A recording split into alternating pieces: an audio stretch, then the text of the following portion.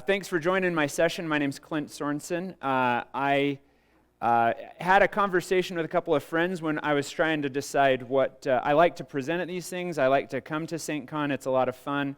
My kid always calls it NerdCon, and he asks me why I like to come, and I told him it's because when I was going to school a couple of years ago, a couple of decades ago, I wanted to be an EET major.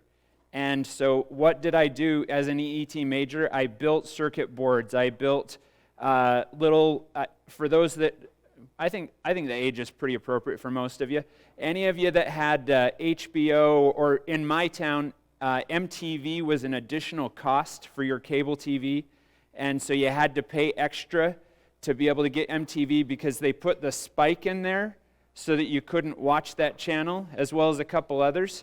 So when I went to college, one of the first things that I learned how to do in one of my electronics classes was to build a filter to filter out that spike. And that way I could watch MTV at home anytime I wanted to. But my kid thinks it's hilarious that I come to this thing, and I really enjoy it. And I've been here. I have my speaker badge. I think I've spoke at it ever since I've started coming to it. Not necessarily, well, ever since it started coming here. I didn't speak when we were back up in Weber, but I really appreciate the opportunity. And when I thought about the topic of what I wanted to speak on today, it was really fun because I thought this idea, I've seen all this buzz for the past year at least about passwordless. And it's a market. It's almost, in my opinion, as vague as the idea of cloud.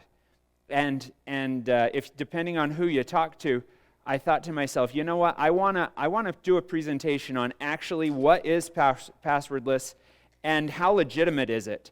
I have lots of stuff. I have the wearable watch. I have the biometric on my phone. I've got it on my laptop.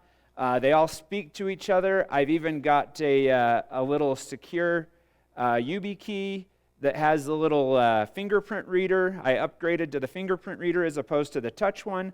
And so I'm all in getting this passwordless dream. So my thought was, I'd like to share some information with you as close to relevancy as I can, because I can see that it's changing and the market's changing so much and the technology's changing. So that's my goal for today, is actually to work with you to figure out what passwordless is, and also to give you an idea of how viable it is, if it's real. And I appreciate you taking the time to come. So yesterday I looked on Google or DuckDuckGo. I did both searches, just for those that like privacy and those that don't. And I'm going to share some of the top things that came across when I just looked up passwordless. And right off the bat, we've got Microsoft. You've heard a lot of good news coming out of Microsoft.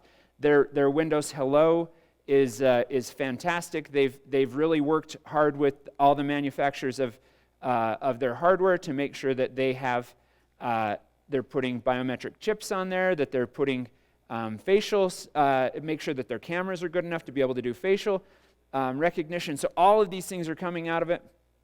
I love the fact that we finally get some information from I'm going to say it the FIDO Alliance because I like dogs, so I'm going to call it the FIDO Alliance. For anyone else who calls it other things, please be offended. I'm just going to take it. But all of this stuff was done. All of these articles were written in the last week to 3 weeks. So there's a lot of information out there and a lot of buzz and a lot of changes. But the promise is this. The promise is that passwordless is coming in 2021. And we're at the end of 2021 practically. My kids already started giving me Christmas lists, and I appreciate that with all the supply and demand issues that we're having. So I have to put the list up to Santa Claus. I understand he's got to deal with that as well. So for all the little kids that might be watching this, and one of the things that I love is listening to Gartner and listening to other companies that are out there telling stuff and finding out information, talking to CIOs. This is something that all companies are looking forward towards. Now, whether or not they're implementing it, that's a whole different story, but all of them are eyes on. And so this is something that I hope will be relevant for you. So here's our agenda. This is what I'm going to try to share with you today. We all love passwords because we all did help desk at least once in our life. And we understand that I get this every time I had to change my password at Cisco. I got an email that said, Cisco spends this much money every year on password resets. And so please don't mess up your password reset. And I don't know if you guys are like me. I waited until the very last day, unless it was on a weekend, very last day for my password to expire, and then I reset it. Because I wanted to maximize my password for 120 days. I loved having 120 days to keep that. And also because somebody else did the finances, and so she needed to know my password, and I didn't want to have to teach her a new one. So there's, by the way, that's only just for one of my apps, but I had to share some of these things and do these things, and so I wanted to share some of this information, and we've all done a lot of this.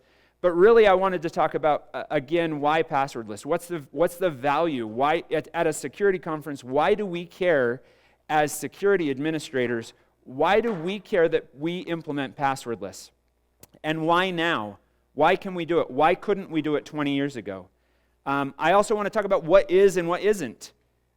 Because of all the marketing garbage that's out there, I want to define, when I talk about, like I would always tell my boss, I want you to understand what is cloud and what isn't. When I talk about cloud, I'm talking about this. I'm not talking about the fluffy things that Mario jumps on. I thought about doing a whole lot of Mario themes in this, and my kid thought that was great, but I held back when I did it. And then I want to talk about the security. So we're going to get into, I'll give you a 101 level understanding of what is involved in it, so that when you go home, you can relatively speak intelligently to someone when they say, why is this more secure than anything else, or than just having a password? And then I'm going to speak a little bit more on the path on getting there. The path to, if you can't, because there's a lot, it's a journey, and we'll talk about the journey, but that whole path of being able to get to passwordless is not going to happen overnight. And the focus on the other buzzword that I like to hear in security is that whole zero trust mentality. And when we go to passwordless, we really have to embrace that zero trust, because we're taking away someone's baby that they've loved forever and ever and ever. And typically that person's baby might be a C-level executive, it might be a CICTO executive, or it might be an auditor. And you have to take that auditor and help them move into the 21st century, because they don't want to leave. They want your password to expire every 30 days. They want it to be 28 characters. They want it to be super complex with no repeating characters. And they want you to be able to have all these things around it, which we say is garbage, because we all know you can crack a password. It just takes time and horsepower. You can crack any password. I have not seen a password that is uncrackable. It just takes time and the ability to wait. And then, last but not least, is I live the dream. I'm telling you, I live the dream. I'm sure that you live the dream to some extent. And so I'll share with you my favorite and why I love this at Cisco is, and I work there, that's my day, that's my job, that's what I log into every day. And so I'm going to share some of my experiences. And in the middle, I hope that I can do a demo. We'll give it a try. The problem with doing a demo with this is we have to walk through it. So I have a demo slide that we can kind of go through and talk about it. And then once I've done it, it's done. So a lot of my stuff that I would be sharing with you, I don't have to do it anymore. I don't have to enroll. It's just I push the button and my application runs through. So it's kind of fun in that regard. So again, let's talk about the password problems. 20 to 50% of your help desk tickets, according to Gartner, are related to passwords. When I used to be a help desk guy, when I used to be the help desk manager, when I used to work on ServiceNow and develop programs to help people with their passwords, when I used to implement password reset software so that when someone is, and I won't name an executive, but there might have been a CEO that every 90 days I would get a phone call from him, even though I wasn't the on-call person. He just knew that I could help him when he was in his California suite, and it was, 2 in the morning, and I would answer. And so I would help him reset his password. We had, I don't know if it was like you, we had challenge questions, and so we would ask the challenge question, and he would always give the correct answer, and some of them were the funniest challenge questions, and I rotated through 5 of them because I knew that executive could answer all 5 of them, and that they were super unique and interesting. Now let's flip to our side. Passwords suck. I don't know about you, but I hate having to think of a new one. I hate every time I get notified from Google or Apple or whoever that my password has been compromised. And what frustrates me more is when I have a fantastic 18-character password that's super complex, and I love it because it makes sense to me and it's easy to type, and I've been typing it really well, and because of some stupid administrator that decrypted something or other on their end at whatever service, my password's now vulnerable. That really frustrates me as a user. And again, we want to share it. Now, I don't know about you, but a couple of years ago, we had to start doing MFA for almost everything. So zero trust meant we challenge all the time. So that meant I had to log in twice to practically every application. So either side, super frustrating, super painful, and I'm going to relate it to these things right here. For all of you who have facial recognition, it was like having these things on again. I hated every time I pulled my phone out to pay or to do this, that, and the other, and I had to pull down my mask to be able to get the facial recognition, to just look at, answer, send an email, make a phone call. So again, similar situations, poor experience. And the last one is that they're easily compromised. We talked about this before, but we all know, according to Verizon, 81% of the breaches that happen are involved from weak or stolen credentials. So we'll move on with that. Now, here's why we like it. I was going to put a nice car on there. I was going to put a supermodel on there. And then I thought, I'd put a big old piece of brisket barbecue up there for the appeal. But instead, we kept it professional. We just put the appeal of putting on passwords. Why now? Why do we care about it? Why do security people want to implement this? It's because we have smartphones everywhere that have the ability to include biometrics, include these opportunities to validate who you are and something you have. And the fact that they have, I'm going to say FIDO, anyone else who calls it FIDO or whatever, FIDO 2 credentials. And we'll get into a little bit more of that. The fact that it can store these credentials and enable you to keep those private keys on your devices locally. The other part of it is, for all of us, we like it because it's easy to use and it's more secure. This is what passwordless is not. Passwordless is not something you know and something you have. I want you to understand that. It's not a token. So what is passwordless? Passwordless authentication removes the shared secret or something you know factor in the MFA circumstances. So it's something you have and something you are. So if you put that in, we're still doing dual factor authentication. We're still allowing that second layer of security, but this is the beauty of it. So I can tell all of you, my password to Facebook is barefoot, BAREFOOT. You can have it. If you want to get on, my Facebook password is barefoot. However, Facebook has enabled me to now you know what I know. I know you guys are like, dude, this guy's gone. I'm going to own it. Feel free. You'll be the first one to post on my Facebook in more than a year. So enjoy. Okay, I think November I posted, but that was it. So now you know what I know. But the key with that is people have been hacking my Yahoo password for years, and yet no one has been able to get into my Yahoo account, because I have enabled that multi-factor authentication, and I've also enabled security to I have to approve every single authentication. I have to dual factor and then approve every single location that gets authenticated. So now, again, we're removing that something you know to something you have and something you are. Because how do we get something they know? We phish it. So Passwordless is going to help us get rid of phishing. And we don't care if they phish our credentials because no one's using that password. Okay, so here's the challenges. Passwordless, again, we went and talked through this. It's a marketing thing, and so your boss might think Passwordless, it's just multi-factor again.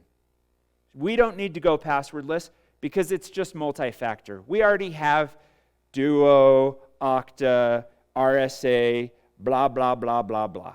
We already have those. We have security tokens, we have our smart cards, although you don't see many of those except for in certain three-letter, secure acronyms of companies to log in. Why else? Why is it hard? It's because most of the applications are not ready for it. And we'll go into why they're not ready for it. But a lot of these applications, they can't use the WebAuthn password or the WebAuthn ability to use that second factor of authentication. They can't prompt you for that. So you have to have an application, and I'll tell you, if your SaaS application that you're buying off the shelf from somebody on the internet is not using and not enabling this, you need to really strongly take a look at this application and really get after them and encourage them. And I'll tell you what, we at Cisco are doing the same things internally. We're like, hey, all of our applications need to support this feature, and we'll talk a little bit more into it. Now, the other part is it's not perfect yet. This whole passwordless ability still needs help. It still needs to work through things. It still needs to become better, because what happens if my fingers are cold? What happens if I'm wearing a mask? What happens if I don't have my Bluetooth device on that I can approve? So we've got abilities to work through. Not to mention, what happens if I lose my phone? How do I onboard back in? I mean, I've heard this plenty of times when people tell us that they're moving their network management solution to a passwordless solution. There will be no passwords when the network goes down. And I kind of chuckle because I think to myself, if your network goes down, how on earth are you supposed to send out some sort of authentication and connect in through a WebAuthn ability? So I hope if your boss is trying to push you to passwordless on your core network, make sure you have a backdoor. Make sure you have that local account, because there are people that are thinking incorrectly. And again, it's a challenge that you have to teach them. So now let's get into what it is.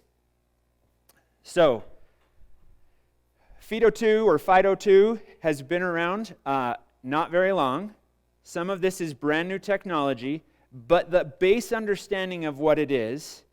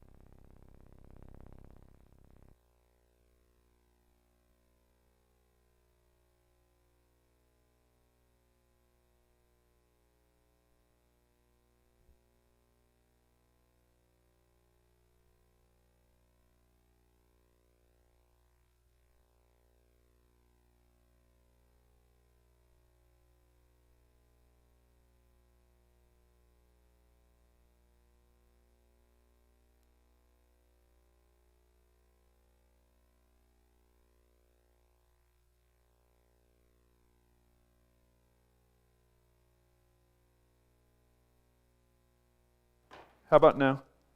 Is that better? I just turned it off and turned it back on. This is a Windows device. We got it.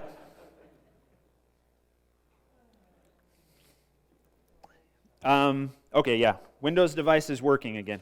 So let's talk about the two pieces of this. Now there's lots of pieces in this, but I just broke it down into two pieces.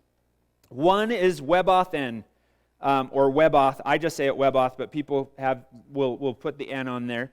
The beauty of it is every single one of these browsers that are up on there, and as well as Android and Mac devices and Windows Hello, you'll see the news on there, support this ability. So what happens is an internet account will allow you to log in if you have an approved device on this, or a preferred device. And it's not just internet accounts. For those that have used things like SAML before, you can have a service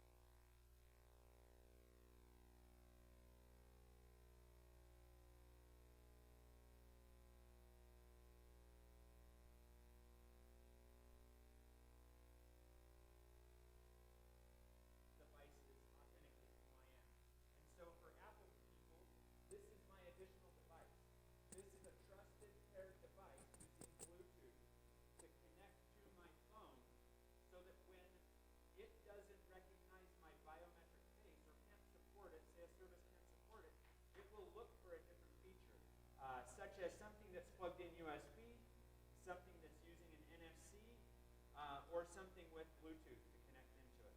And so we take the best of WebAuthn and we extend it out to additional devices. Moving on. And this is an example of how it would work. So you have two options here. For those that love this, this is the Fido2 chart for it. This is on Fido's website. There's the Fido Alliance or Fido Alliance site. So we're going to go through it this way. If you want to see a much prettier version of it, there's lots of different groups. This is where I try to stay agnostic, and I didn't put the pretty one in the middle because the pretty ones have a circle, and it's a lot easier to understand. So we're going to go through the hard one to understand because we're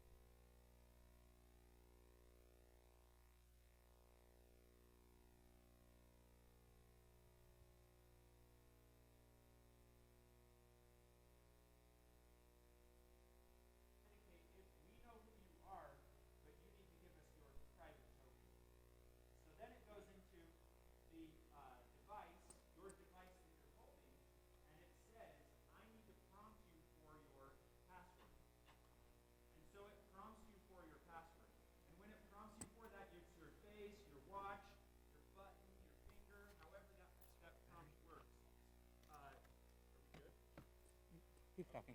Keep going. I'm not getting anything.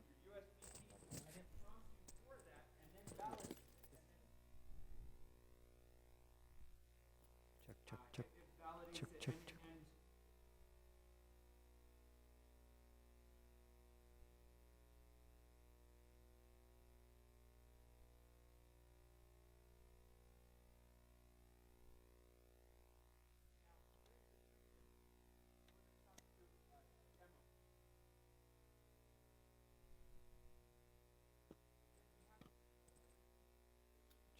So that's why we're going out Check. here on the side. Check.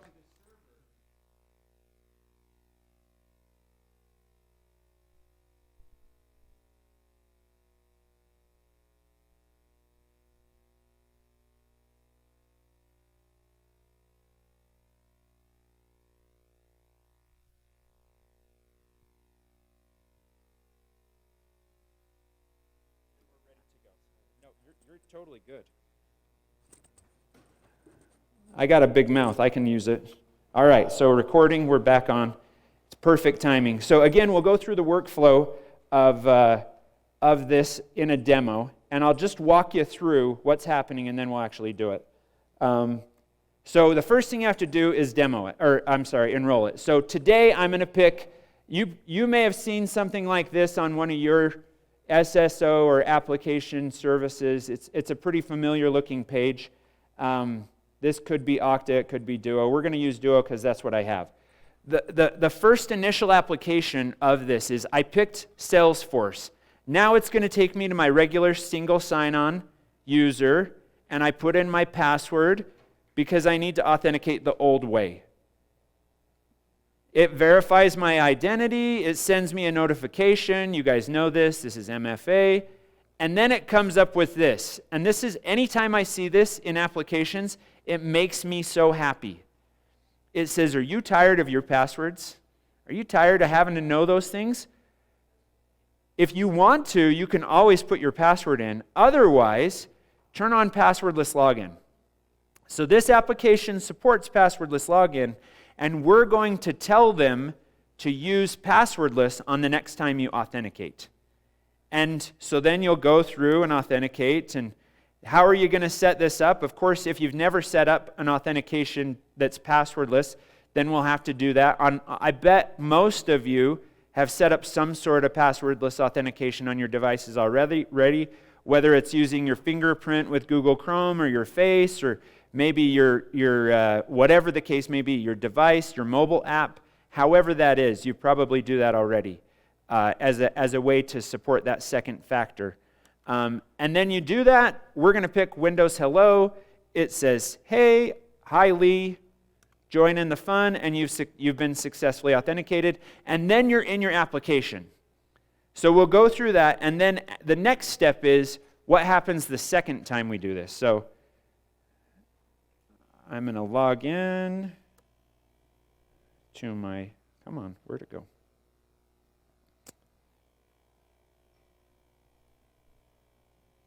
Site, where the heck is Chrome? Oh, hey, thanks. I've got two screens. I didn't realize. Okay, we're going to do this demo backwards. Okay, let's see how good I am. Okay, here we go. I am going to start with this one. So, I've got my device. We're going to expand this out to big screen. Again, I'm in Google. I like to click on my box application. So here we go. We're going to click on the box application.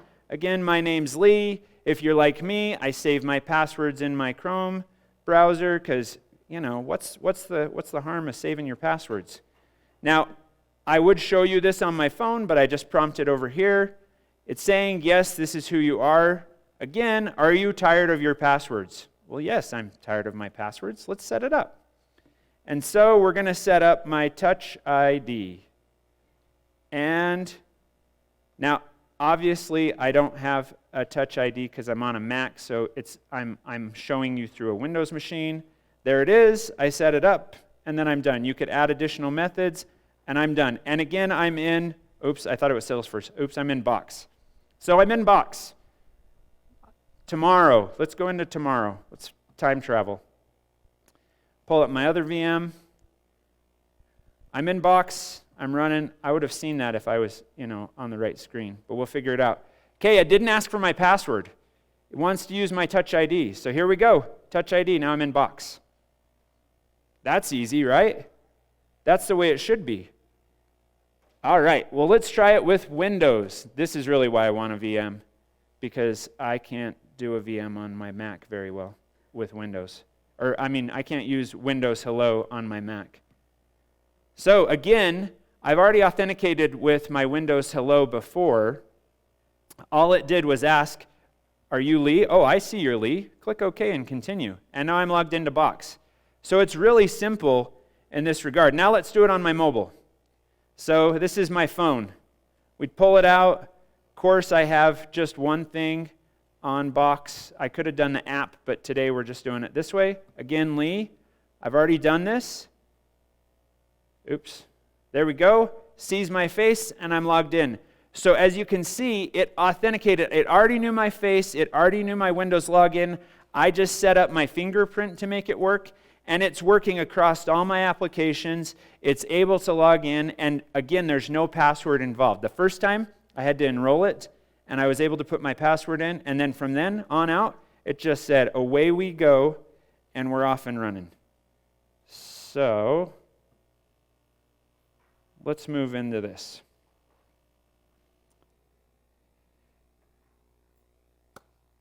All right, so Passwordless is great, again, but we want to step into the next step. You can't turn on Passwordless for everyone. So what are the steps to get to Passwordless? So here's the ideas that we're thinking. This is what a lot of our applications are. We've got a username and password, and then we allow an MFA as well. So the first step in moving that, if they can support it, is to move to Passwordless. Now this might not be your step. You might have to keep MFA and username and password if they don't support it. But I'm going to pretend that you did, that it works. Now what's the next step? Again, I love this. This is one of my favorite features of all. Moving your applications to single sign-on. Because then you have one password. You've simplified your help desk requests. Instead of having 75,000 applications, down to one application. And it's I'm going to call it your directory service. It could be anything, but the easy one is, and the most popular is either a Google or an Active Directory, or Azure AD. But now you add in the passwordless and the SSO, and that gives you additional security. Because now you only have to change one password anytime it's compromised. Now you only have to monitor one password as well. Then the second step is you enable trusted devices.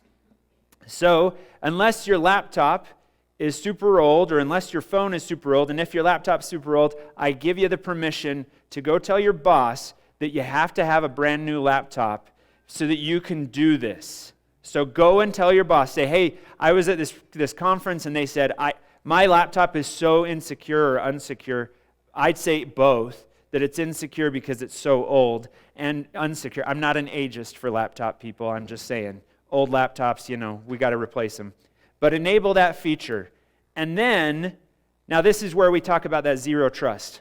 We have to continually check those applications and watch so that we're focusing on the applications for that risk detection and your traffic and everything else. And you don't have to focus on whether or not someone's password is compromised, or you've disabled the 76 passwords or created them in the first place. So I promised you something before we started.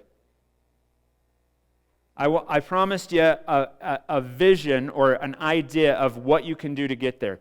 I told you in the beginning that we had all these problems, and especially with passwordless. So this is my vision. I know it says Duo. You can forget that. I can replace it and say Clint. My vision, oops, it's a build slide. My vision of passwordless is to identify and help educate your people. So I educate you, you go educate your boss, educate your executives on what passwordless is and what it isn't, and identify the use cases that it fits. Find where it fits and then roll with it. Then I want you to get in those groups that have applications that don't support SSO, that don't support a username and password, and figure out ways to force them out of the dark ages. This isn't Windows NT. It's not Windows ME either. I know some of our applications look like they were built on that. So let's find out, and for some of our point of sales applications, even those look a little bit earlier. They look a little bit earlier than even the Windows days. I'm running them on my Atari or my Commodore 64 for crying out loud. So find ways to be able to do that. And then find those applications that you can easily get through and roll them out. If you have SaaS applications, start there. Those are the best. Those are the starting points. And start pushing those out. Get your friends. Find those people that hate passwords or that can't remember their passwords and get them on your side to roll out. And then move forward and understand and have a clear policy and a clear solution on what happens if you lose or your device gets stolen, that trusted device. Have a clear way to do that. Because if you don't have some sort of a mobile device management solution that you can wipe that device, then you probably ought not even start down this path. Because security tokens are good one way, but those mobile devices, I've seen way too many of them get up and walk away or get thrown off roller coaster rides. I've seen those too. If you're looking for some resources to get into, to be able to understand more of this, there's a lot of good resources. I like reading the FIDO Alliance. There's a lot more in there. If you want to read or if you want some good nighttime reading to help put you to sleep, understand that client technology solution. If you go and on the link on the slides, if you get the slides, there's the solution around client technologies and how it's being implemented. There's a lot more in there talking about universal access and other stuff in there. So I encourage you to do a lot of reading on there. I'll just be honest. I love working with Duo. I also love working with Okta. Those were the two that are, in my opinion, leaders, as well as Microsoft. They're leaders in this space, and so follow those.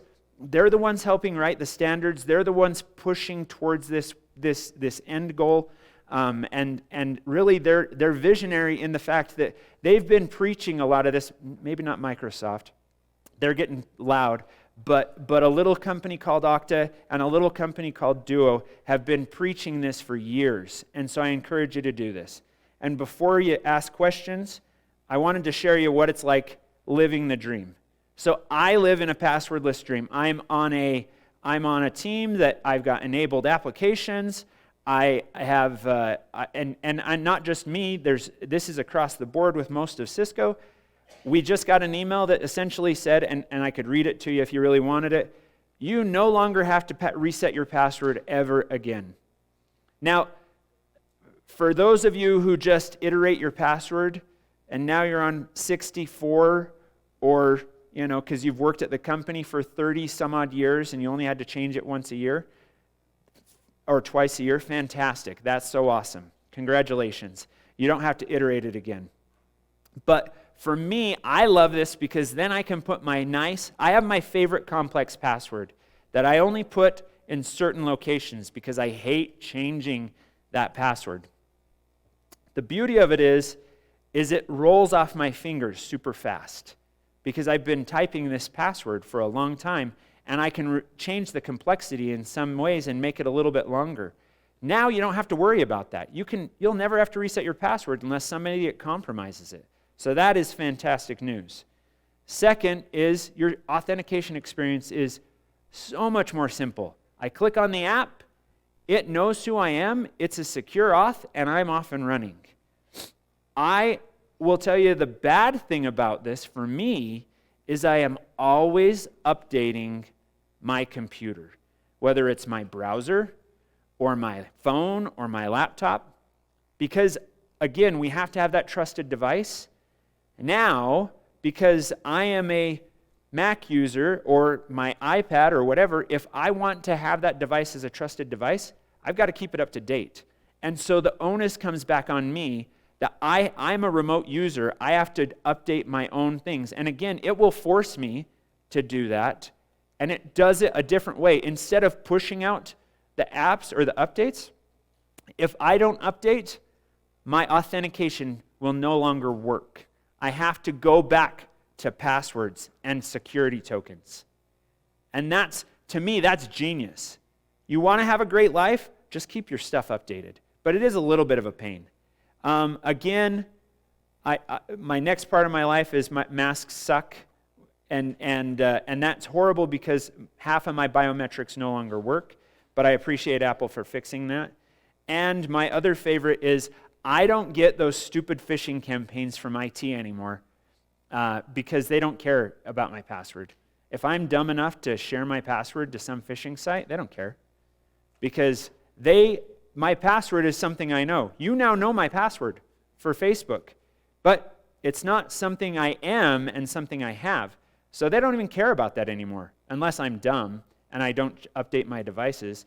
And then they may lock it, and then it may cause additional resources. But that's my thoughts. I wanted to share those things. So I enjoy living this dream. I am so looking forward to the rest of my applications. One application that I can tell you that is coming, and I'm seeing a lot of information around the different locations and the different, with both Microsoft and Okta and Duo, they're really focusing on Radius and working with solutions that work with Radius to help enable that. So I look forward to seeing how that is going to be fixed in both a secure and usable way for the future. So with that, that's all I have. And if you have any questions, I appreciate it. Please let me know, but thank you.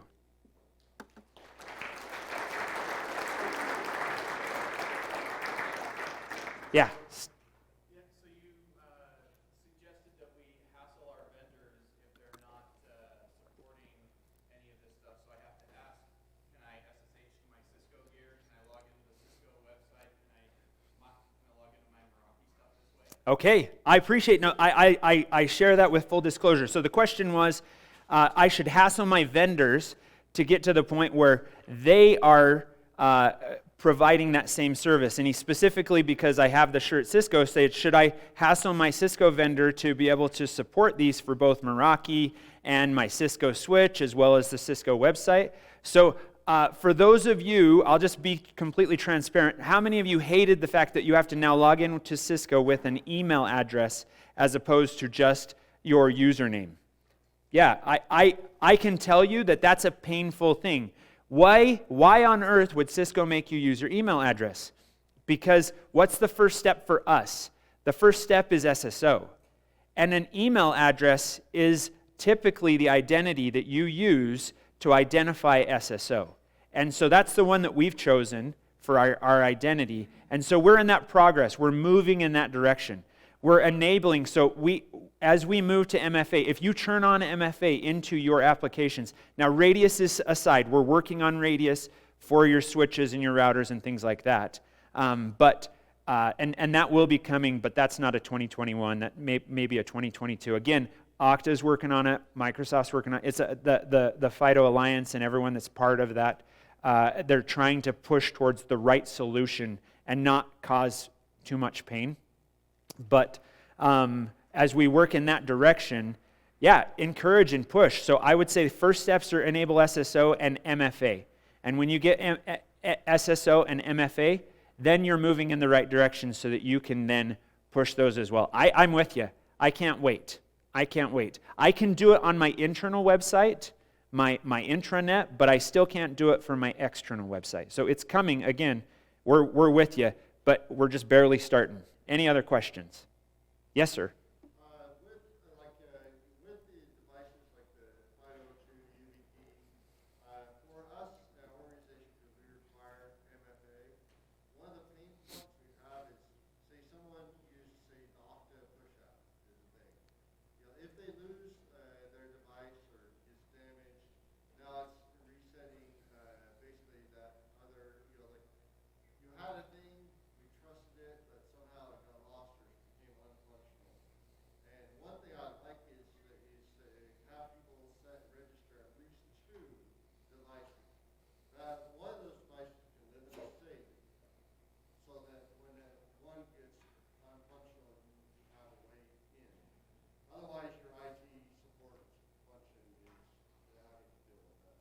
Absolutely. So the question, and I think it was more of a comment too, just lessons learned, is not just only have one way to authenticate you as something you have, but have an additional something that you have, whether it's a mobile device and a YubiKey, and something in that regard. Is that right? So that if one fails you, you're not.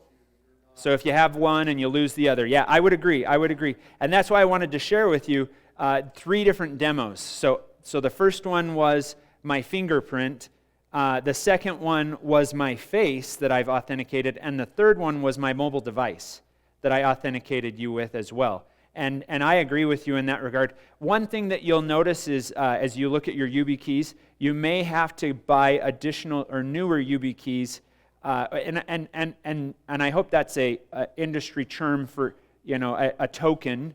You might have to buy an additional type of token because some of the older ones only support FIDO1 and not FIDO2. So like I have one that is just you just have to touch it, and it doesn't actually recognize me anything more than just what I have.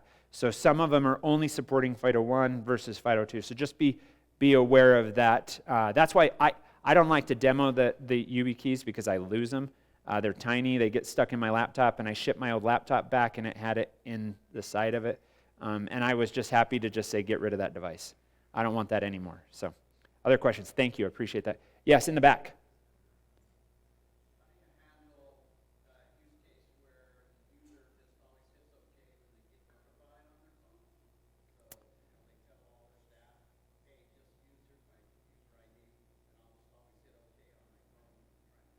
Oh, so that is great.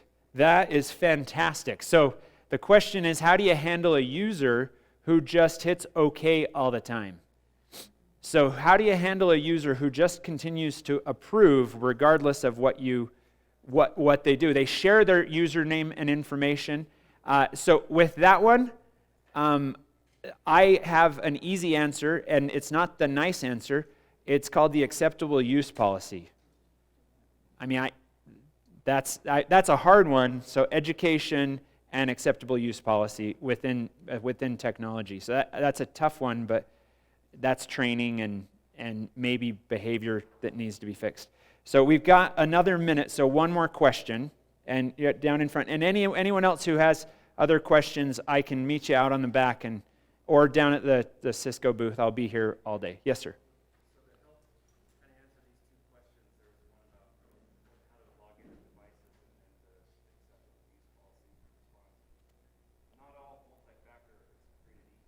Correct.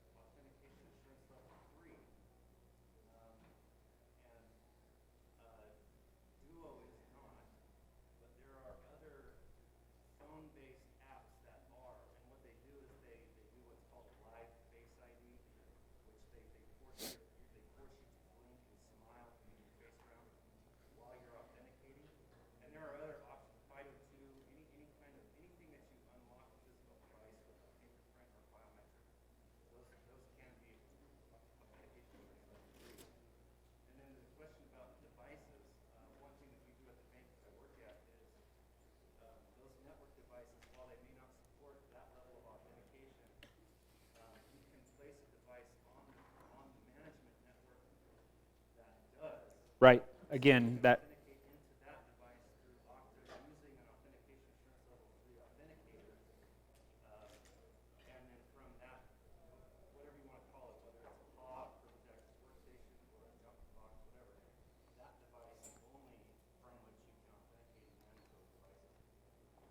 Yeah, absolutely. If you have more questions, if you're curious about some of the things you just talked about, just some different solutions that we've all done with jump boxes and additional security, and we can, if you want to share individually, you're happy to do so. So, thank you again. I appreciate it, and enjoy your day.